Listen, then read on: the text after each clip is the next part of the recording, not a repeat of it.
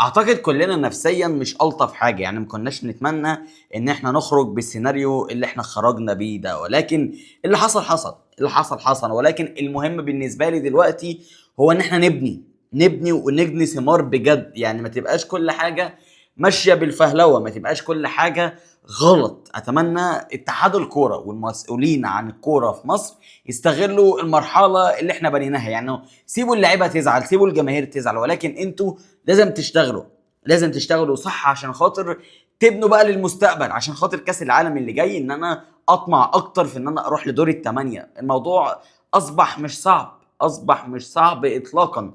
فبقت الفروقات باينه قوي ان هي مش بعيده. يعني قبل كده كان الفرق بينك وبين البرازيل السماء والارض، الفرق بينك وبين الارجنتين السماء والارض، ولكن دلوقتي الفروقات قريبه يا صديقي، الفروقات قريبه، وعندك منجم مواهب تقدر ان انت تستغله. اتمنى من كل قلبي ان المسؤولين في اتحاد الكوره يستغلوا حاجه زي كده. ولكن تعال ندردش، يعني احنا الفيديو ده احنا هندردش مع بعضينا. اول حاجه انا شايف من وجهه نظري ان المسؤولين في الكوره ان هم يعملوها، لازم تقلل عدد المحترفين الأجانب، لازم تقلل عدد المحترفين الأجانب بكل الطرق.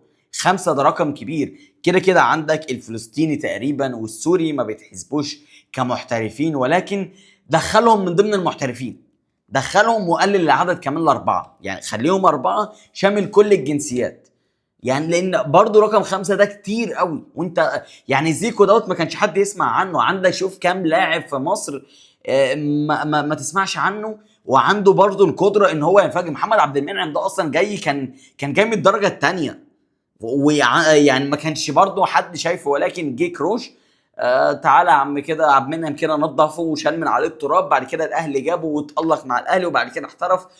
يعني ما كانش معاه التوفيق، ولكن اهو عندك الامكانيات، عندك القدرات. الزمالك كان جايب امام عاشور من المحله، كانش حد بيبص عليه. فعندك المواهب وعندك القدرات. فاتمنى اول حاجه يعملها الاتحاد المصري لكره القدم ان هو يقلل عدد المحترفين الاجانب بكل الطرق. انا شايف اصلا 3 4 ده بالكتير. يعني انت حتى لما كنت بتكتسح افريقيا كلها لثلاث سنين ورا بعض، انا فاكر وقتها من 2006 ل 2010 كان عندك بس عدد 3 محترفين اجانب في كل فريق. بس لان انت بتشوف اصلا محترفين اجانب في مصر ما بيقدموش اي اضافه. قول لي ايه الاضافه اللي بيقدمها سيف الجزيري في الزمالك؟ ايه الاضافه اللي بيقدمها اللي بتوع الاهلي دول بقى؟ يعني فاهم، بتوع الاهلي دول كتير قوي. يعني اليو ديانج دوت اخر سنه ملوش لازمه. مين تاني في بقى؟ الجريديشار وفي مين دول؟ يعني حتى ما بيلعبوش اساسيين. حتى بتوع بيراميدز مش كلهم بيلعبوا اساسيين، 3 بالكتير اللي بيلعبوا في الملعب. عندك في الزمالك مين المحترف الجامد في الزمالك؟ هو اخوان بزيره. ايه لازمه شيكو بنزا؟ ما حدش يعرف. سيف الدين الجزيري ما حدش يعرف. ما عندكش بس غير عدي الدباغ ودوت ما بيتحسبش كمحترف. فانا بالنسبه لي انا شايف دي وجهه نظر، انا مش عارف انتوا تتفقوا معايا ولا لا. يعني قولوا لي رايكم في الكومنتات. انا شايف ان هو اقصى حاجه تبقى 3 4 بيدخلوا الفلسطيني كمحترف. يعني 4 بيدخلوا الفلسطيني او 3 بعدد واحد بس لاعب فلسطيني. غير كده رقم كبير قوي. تاني حاجه لازم اتحاد الكره يشتغل عليها، او الانديه عموما تشتغل عليها، ان هو طلعوا اللعيبه تحترف.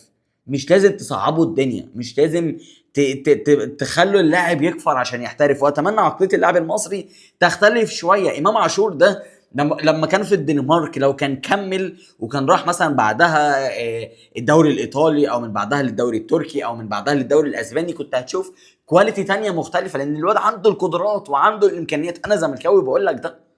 امام عاشور حرام ان هو يلعب في مصر. مصطفى شوبير ما ينفعش ان هو يلعب في مصر، يعني ما ينفعش. الاثنين كواليتي تقيله قوي. طلعوا اللعيبه تحتك، طلعوا اللعيبه تاخد خبرات اكتر. ده هيفيدك. زائد كمان ان انت لازم تمشي في نفس الوقت على الدوري المحلي. الدوري المحلي لازم ان انت تهتم بيه اكتر من كده. اديك شفت لما عملت دوري تنافسي، انت شفت اللعيبه بتنفجر لدرجه ان الزمالك اللي هو فريق بطل الدوري الطبيعي، الفريق اللي بطل الدوري زي في اسبانيا 8 من برشلونه، 8 من برشلونه، الفريق اللي بطل الدوري بيتاخد منه 5 6 7. ولكن فالزمالك متاخد منه مين؟ المهدي سليمان دكه، حسام عبد المجيد دكه، مين تاني بيلعب والله حتى التالت انا مش فاكره.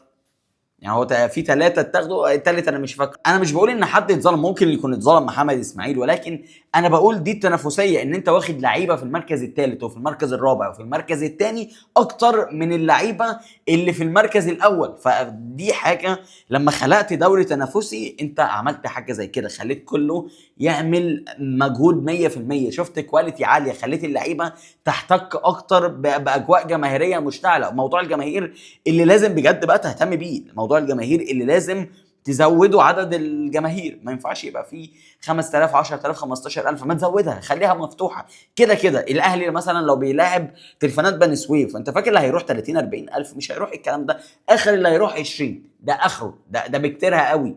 هو الاستاد ما بيتمليش غير ماتشات الاهلي والزمالك وماتشات بيراميدز بس. فاتمنى ان احنا نفتح للجماهير اكتر من كده، اعمل دوري تنافسي، قلل عدد اللاعبين المحترفين، ده هيخلق حاله في الدوري المصري هي يعني هتفيد بجد المنتخب، هتفيد المنتخب بكل الطرق. اتمنى برضو ماتشات المنتخب الفتره اللي جايه ما تبقاش بس في استاد القاهره، ما تبقاش في استاد العاصمه، حاجه حلوه. استاد العاصمه انت بتروج للعاصمه الاداريه الجديده، حاجه حلوه. استاد القاهره برضو ده الارث التاريخي بتاع مصر، نلعب عليه في الماتشات المهمه.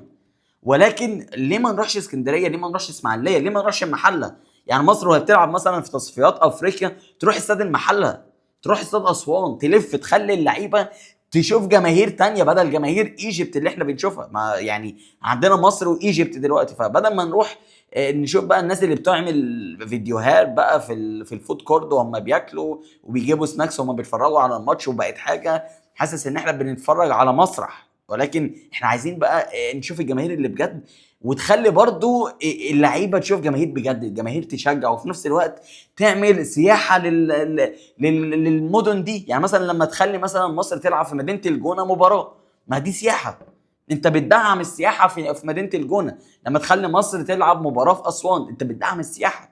كل لما تلعب مباراه في اسكندريه هتفيدك برضو، هتخلي برضو الناس دي بالنسبه لها تكون عيد. يعني لما تروح اسوان مصر تلعب مباراه ضد زيمبابوي في التصفيات المؤهله لبطوله افريقيا، او التصفيات المؤهله لكاس العالم، لما تروح مثلا اسوان ده حدث تاريخي عندهم. غير كمان انت ممكن تنشط السياحه بقى وتعمل فيديو ترويجي للمدينه، وانت المخرج بقى بطياره هليكوبتر يجيب المدينه من فوق، وتعمل اجواء عالميه تنشط السياحه ومنها دوت بيبقى عيد للمدن دي. المحله برضو يعني اتمنى برضو ان احنا، واعتقد حسام حسن هيعمل حاجه زي كده. حسام حسن بعد كده في الماتشات اللي جايه في المنتخب مصر، سواء وديه او رسميه في تصفيات مثلا، هيوديها للمدن شويه. انا مع اننا العب في الماتشات الكبيره والتقيله في استاد القاهره.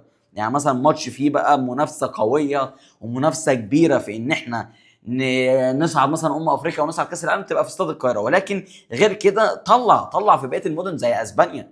اسبانيا ما بتلعبش في البرنابيو ولا بتلعب في الكامب نو، اسبانيا بتوزع ماتشاتها في كل المدن حرفيا، فده بيبقى عيد للجماهير.